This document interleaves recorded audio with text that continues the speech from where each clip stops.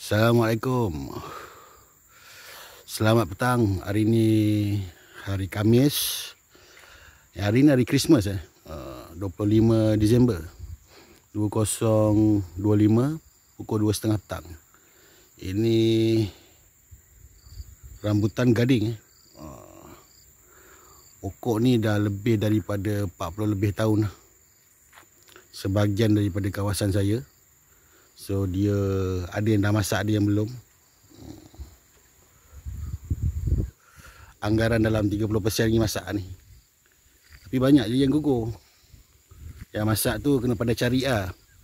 Tapi tu lah tak apa. Dia terlalu besar kan. Banyak sangat lebat sampai ke atas-atas tu. Memang musim dia lah. Ini dari sudut pandangan atas lah. Ni kawasan semak-semak ini yang saya telah meracun. Pernah atas lah. Ini pokok-pokok hutan ni. Ni pokok matua saya.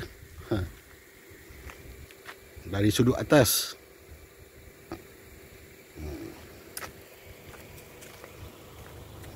Saya baru pas meracun. So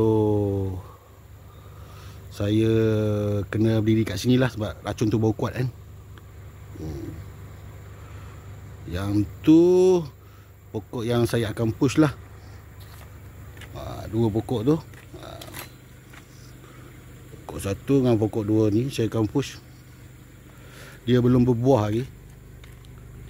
Mungkin InsyaAllah lah tahun depan lah. Ni saya sedang bakar sampah. Tengok sampah dia macam mana kan. Condition dia. Kadang bila panas sangat takut dia punya api tu merebak.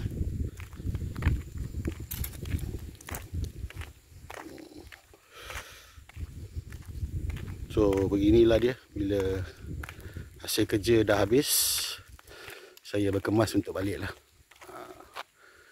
Itu dia.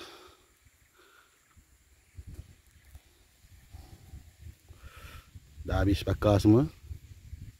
So, asap pun dah membawa kepada ke udara.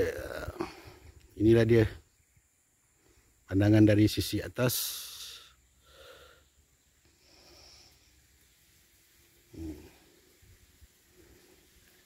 So maintenance untuk pagar ni, yang ni saya pakai racun Roundup.